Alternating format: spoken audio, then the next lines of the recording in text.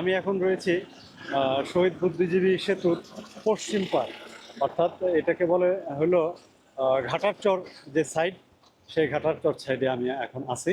আমি পশ্চিম পার থেকে পূর্ব পারে অর্থাৎ মোহাম্মদপুরের দিকে যাচ্ছি। 2009 সালে তৎকালীন প্রধানমন্ত্রী শেখ হাসিনা এই ব্রিজ উদ্বোধন করেছিলেন। ব্রিজটি দৈর্ঘ্য 700 মিটারের কিছু বেশি।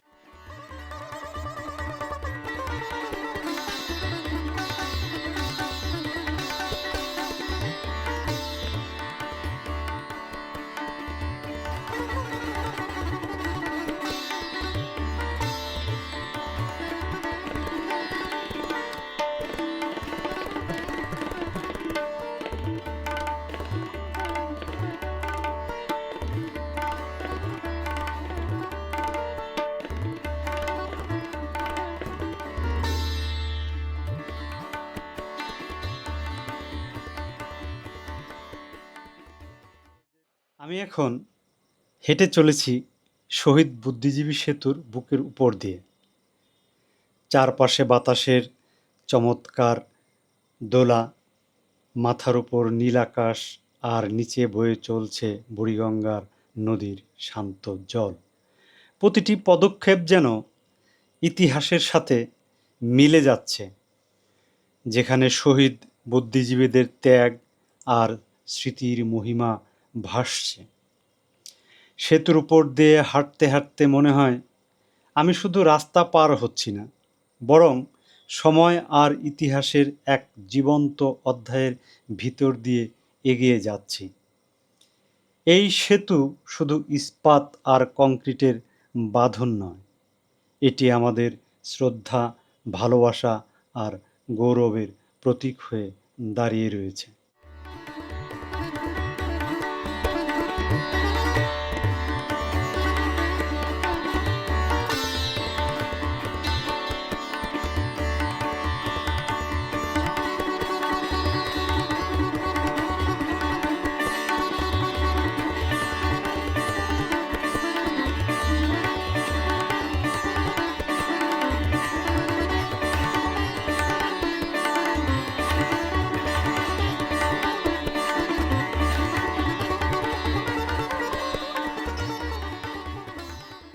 এখন আমি একদম নদীর মাঝখানে রয়েছি।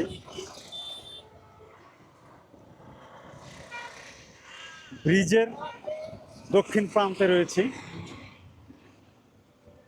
উত্তর প্রান্ত থেকে দক্ষিণ প্রান্তে এসেছি এবং নদীর ঠিক মাঝখানটায় আমি এখন দাঁড়িয়ে।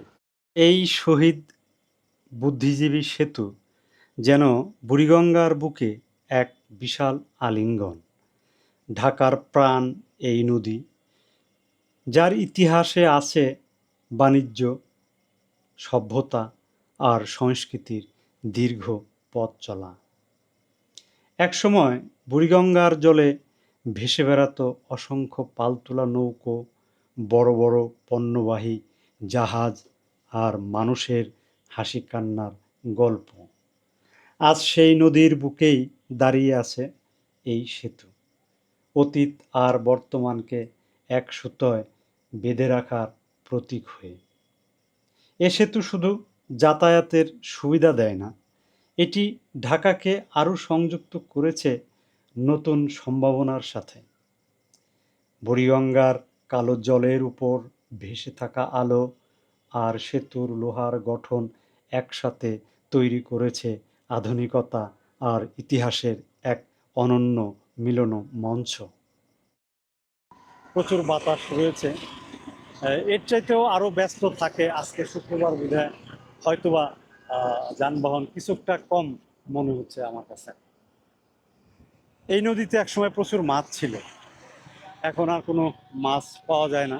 তবে এই সময় হয়তো কিছুটা মাছ চলে এসেছে, যমুনার পানি, পদ্মার পানি প্রবেশ করাতে, আগের যে বিষাক্ত কেমিক্যাল পানি, সেই পানি চলে যাওয়াতে কিছুটা হয়তো নতুন মাছ আসতেও পারে। দু একটা জেলে নৌকা আমরা দেখতে পাচ্ছি। ওই যে এই একটা অদ্ভুত যানবাহন, দেখেন এই যে স্যালো মেশিন দিয়ে এরা এই এই ব্রিজের উপরে থেকে নিচে যাওয়ার, অর্থাৎ মাঝখানে কোনো সিঁড়ি বা এই জাতীয় কোনো কিছু নেই, যেটি বাবুবাজার যে সেতু রয়েছে সেখানে রয়েছে। এই ব্রিজটিতে সেটি নেই। অবশেষে এভাবেই এসে পৌঁছালাম শহীদ বুদ্ধিজীবী সেতুর শেষ প্রান্তে। শুরু থেকে শেষ পর্যন্ত এই পথ চলা যেন এক প্রতীকী যাত্রা, ইতিহাসের স্মৃতি থেকে বর্তমানের আলোতে আসা। সেতুর এই প্রান্তে দাঁড়িয়ে মনে হয় আমরা শুধু নদী পেরোলাম না, বরং সময়, স্মৃতি আর ত্যাগেরও এক গভীর সেতুবন্ধন অতিক্রম করলাম। সঙ্গে আপনারাও ছিলেন। কিছুটা হাঁটি এই ওয়াকওয়ে দিয়ে, হেঁটে হেঁটে। খুবই চমৎকার, খুব মনোরম, চমৎকার বাতাস, নদীর নির্মল বাতাস। এখন বর্ষার কারণে ওই পানি বিশুদ্ধ হয়ে গেছে। প্রচণ্ড রোদ উঠেছে, এখন সূর্য উঠেছে। আকাশ পরিষ্কার হলেও আকাশে প্রচুর মেঘ রয়েছে। বর্ষার আকাশ খুবই সুন্দর। এই এই দেখতে পাচ্ছেন, দেখাচ্ছে আমি আকাশ। এদিকে কালো মেঘ আছে, হয়তো যে কোনো সময় চলে আসতে পারে।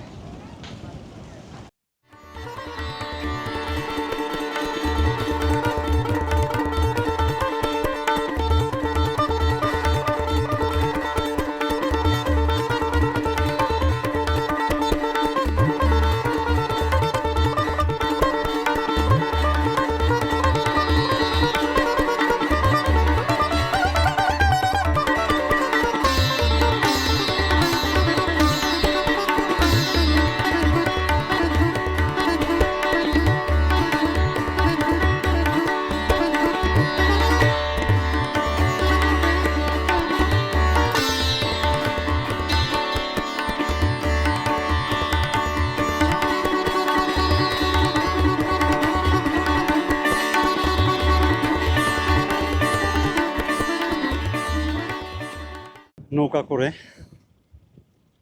বুড়িগঙ্গা নদী পার হব। প্রিয় বন্ধুরা, বহুদিন পর নৌকায় উঠলাম। নৌকায় করে বুড়িগঙ্গা নদী পার হব বসিলা পয়েন্টে।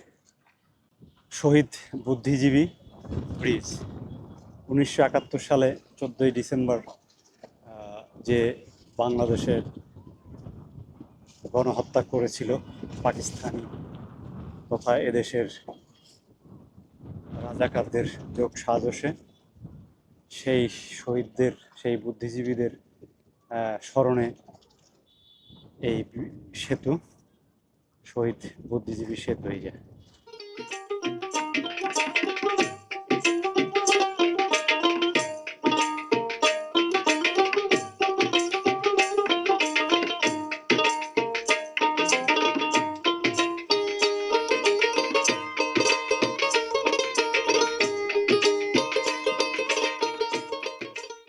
ছোট্ট নৌকোয় করে বুড়িগঙ্গা সেতু পার হচ্ছি বুদ্ধিজীবী সেতুর নিচ দিয়ে। মাঝির হাতে বৈঠা, জলে ঢেউয়ের তালে তালে দুলছে আমাদের ছোট নৌকো। চারিদিকে বর্ষার আকাশ, কখনো মেঘে ঢাকা, কখনো রোদ্দুরের ছটা। সব মিলিয়ে এক অনন্য সৌন্দর্যের সৃষ্টি করেছে। এই নদী পার হওয়ার প্রতিটি মুহূর্তে মনে হচ্ছে যেন ইতিহাস সামনে এসে ভেসে উঠছে। শহীদ বুদ্ধিজীবী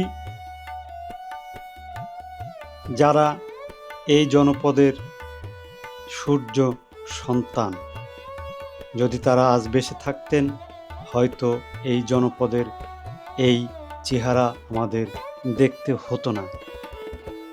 পাকিস্তানি এবং এদেশের বর্বর রাজাকারেরা মিলে তাদেরকে খুঁচিয়ে খুঁচিয়ে হত্যা করে এই নদীতে এবং রায়ের বাজার বধ্যভূমিতে ফেলে রেখেছিল, তাদের স্মরণেই এই সেতু।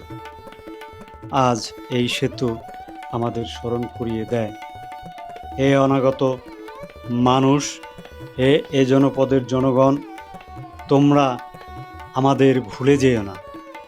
আমাদের জীবনের বিনিময়ে তোমরা একটা স্বাধীন সার্বভৌম দেশ পেয়েছ, একটি পতাকা পেয়েছ। তোমরা সেই পতাকাকে সম্মান করো, সেই পতাকার মর্যাদাকে অক্ষুণ্ণ রেখো। জানি না আজ আমরা কোথায় দাঁড়িয়ে আছি, কতটুকু এই শহীদদের আত্মত্যাগের মর্যাদা দিতে পেরেছি।